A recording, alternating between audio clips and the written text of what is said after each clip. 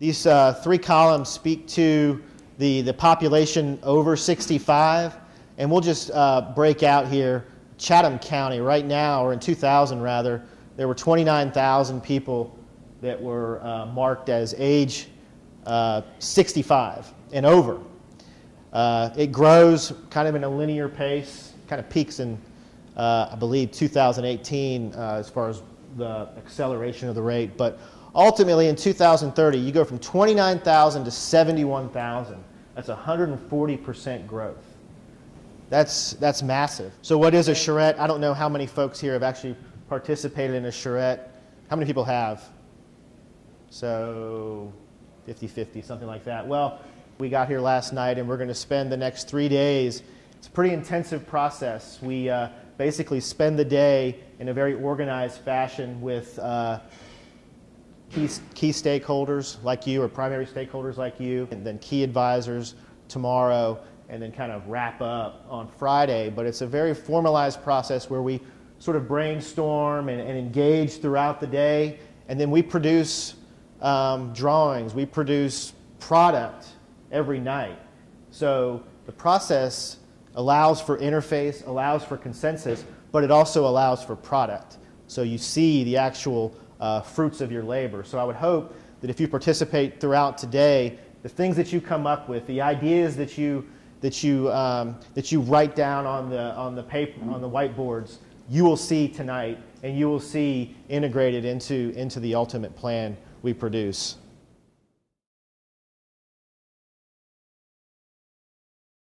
Well, the Coastal Regional Commission is leading the efforts throughout the region to promote livable communities. And the way that we're doing that is by implementing the Regional Plan of Coastal Georgia. So, community for all ages. I mentioned this a second ago. This is an important statement. I mean, you may even want to write it down, because to me, this is the theme of the charrette. This is really what we're targeting right here. We want to allow people to age in their homes and neighborhoods for as long as they desire. Now, there's a lot. Well, the ultimate goal for a livable community is so that people can age in place and not have to move from their neighborhood or into another neighborhood. And the reason that people have to move is because basic goods and services that the aging population needs aren't within their community. They're isolated. The way that we've planned in the last 50 years has been centered around an automobile. So if you have to get in a car to go get your basic needs, there's something wrong with the way that we've planned. And the livable community is going back to the way that we planned before the advent of the automobile. The aging population will be a major influence on how we approach our design, how we approach the initiatives, the ideas that we come up with today and in the next few days. But certainly, you want to provide a broad range of services, transportation services, commercial uses, programmatic services. You know, you mentioned, we were talking about Meals on Wheels. There's a whole host of things that will act to support a community for all ages. So that brings me to the case study area. The case study area is located down here to the south of the historic district, which is right here. There's the Savannah River. So you've got Duren Drive on our southern boundary, Truman Parkway to our east, and this is East 60th right across our north, and then Abercorn Street to our west. Certainly proximity to healthcare. It's a really unique place. I mean, there are very few places that have you know, a Trauma One center, and then certainly St. Joseph's Candler. That's a great thing to start from, a great platform for a community for all ages. We're going to use the study area. I don't want to say the study area is inconsequential, but really the study area was chosen and is used to calibrate the ideas that we are deriving through this process. It would be very, very hard to have a successful charrette and even be able to adequately address a community for all ages without having a study area. Imagine we come up with all these great ideas, but no place to really apply them, no context.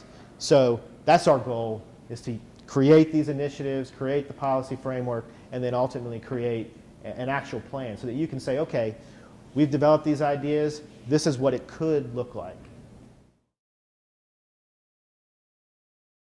The Medical Art Shopping Center, I mean, first and foremost, the parking spaces. Yeah, I like this, number one. So it's like, well, all right, I have 600 square feet. How many parking spaces can I fit in there to maximize the number of cars that are going to park? This could be so reworked and turned into an intermodal center that then could serve this community, that community. It's buffered, you know, between the hospital. Yeah, sure. 1,500 square feet of meeting And then you could live space. Of meeting space for the neighborhood community to use. Okay. So hard down. Right. Because it's not lighted well, it's not inviting. All the cars are here, you're up underneath the sidewalk, it's dark, it's There's not like What do trash you feel cans. about this? This retail along that road. Do you think that works for that? I mean, the parking along the front. I mean, there's a lot of. Have you driven down there?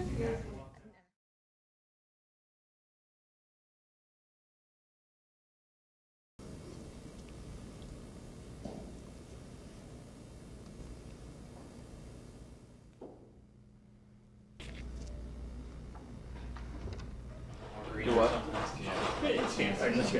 No. Which one? This one? Do you need this laptop hooked up for upstairs? Yes. No, we need to have them in there. We need to. Yeah, this is the meat of our presentation. Can we do a blue line?